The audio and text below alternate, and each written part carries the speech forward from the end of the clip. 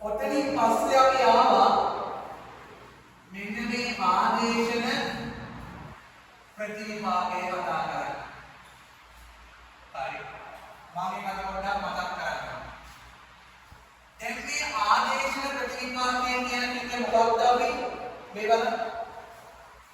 අපි කිව්වා අනුසාධක කොහොමද? ස්ථාවර විදියේදී. අනුසාධක මොනවද? ස්ථාවර විදියේදී වෙනස් වෙනවා මොකද්ද? සලකා බලන භාණ්ඩයේ වෙනස් වෙනවා මොකද්ද? සලකා බලන භාණ්ඩයේ වෙනස් වෙනවා. සලකා බලන භාණ්ඩයේ වෙනස් වෙනකොට අපි කියමු මොකද්ද? सापेक्ष मिल අපිට විශේෂ වචනයක් කියවම මොකද? බෝඩ් එක කරන කාර්යය මොනවද? सापेक्ष मिल. හරි.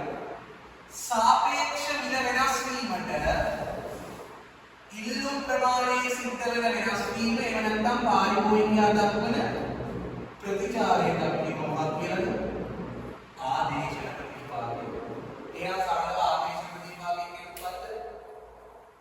අනිකුසාලක ස්ථාවර විදියේදී සලකා බලන භාණ්ඩයේ මිල වෙනස් වන විට හරි සිදුවන සාපේක්ෂ මිල වෙනස් වීමට ඉල්ලුම් ප්‍රමාණයේ සිදුවන වෙනස් වීම තමයි ආදේශ ප්‍රතිපාදය කියලා කියන්නේ. පැහැදිලි. මම උදාහරණයක් ඉදවාට පැහැදිලි කරා. භාණ්ඩ දෙකක් මම ගත්තා. එකක් බටර් අනිත් එක මාගරි. හරි. එකක් බටර් එකක් මාගරි. හරි. ඕදියල් කරනවා. එකක් බටර් එකක් මද මාගරි. හරි. මම කිව්වා සලකා බලන භාණ්ඩය අතර. සලකා බලන භාණ්ඩය මොකද්ද? බටර්. නිකන් ඔයා හිතන්න බටර් මිල රුපියල් 100යි. මාගරින් මිල රුපියල් 100යි. හරි. මම පල්ලෙහෙ ගන්නවා බටර් වල ඉල්ලුම් ලේඛනයක්. මොනවද මේ ගන්නේ කො? බටර් වල ඉල්ලුම් ලේඛනයක්. මිල රුපියල් 100දී බටර් කෑලි 1000ක් විකිරෙනවා. ඒ විදිහට පොඩි බටර් කෑලි 1000ක්. දැන් බටර් මිල 100 ඉඳලා 150 දක්වා වැඩි වෙනවා. අන්න බටර් මිල වැඩි වෙනවා. දැන් බලන්න මේ බටර් පරිභෝජනය කරන සමහර පාරිභෝගිකයෝ කොහොම නෙවෙයි. හරි. සමහර පාරිභෝගිකයෝ බටර් වෙනුවට ආදේශ කරනවා මොනවද? මාගරි. මොකද මම ඔයාලට කියලා දුන්නා සාමාන්‍ය තාර්කික පාරිභෝගිකයේ මිල මොනවද? වැඩි භාණ්ඩ වෙනුවට අඩු භාණ්ඩ ආදේශ කරනවා. ඒ නිසා සමහර අය බලනවා බටර් 150යි මාගරින් 100යි. මොනවා ගන්නද බලන්න? මාගරින් ගන්න. පැහැදිලිද කියන්නේ?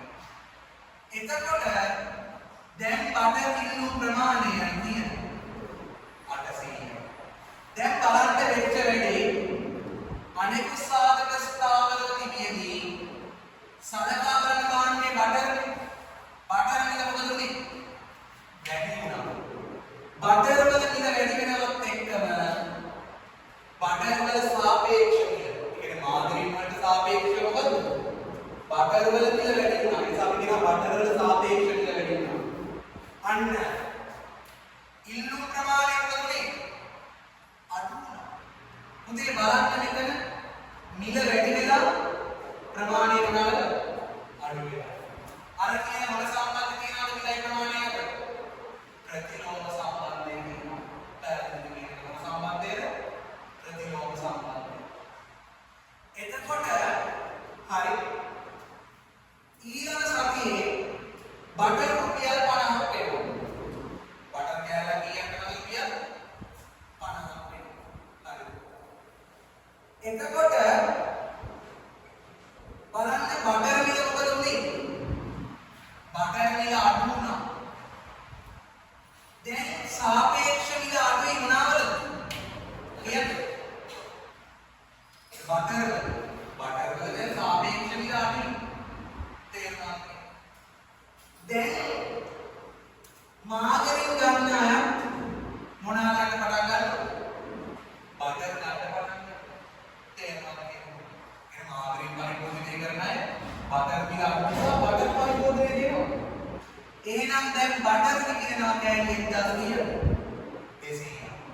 බලන්න මිල අඩු වුණා සාපේක්ෂ මිලත් අඩු වුණා.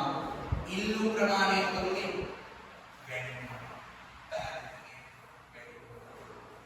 ඔය තියෙන්නේ ආදේශක ප්‍රතිවිපාක. දැන් විභාගෙදි ප්‍රශ්නයක් අහනවා කියනකොට ආදේශක ප්‍රතිවිපාකය කියලා. එතකොට ආදේශක ප්‍රතිවිපාකය හඳුන්වන්නේ කොහොමද? අනිකුත් සලකන ස්ථාවරවලදී සලකා බලන මාර්ගයේ මිල මොනවාද වෙනස් වෙනකොට සිදුවන සාපේක්ෂ මිල වෙනස් වීමට ඉල්ලු ප්‍රමාණය ඇතිවන වෙනස් වීම. ඒක කියනවා. ඊට පස්සේ අපිට කියන්න පුළුවන් මිල වැඩි වෙන්නේ කොහොමද? මිල මොනවාද? අන්න වෙන්නේ කොහොමද කියන්නේ. එතකොට ආගන්න. ඔඩ වෙනවා මොකද කියන්නේ?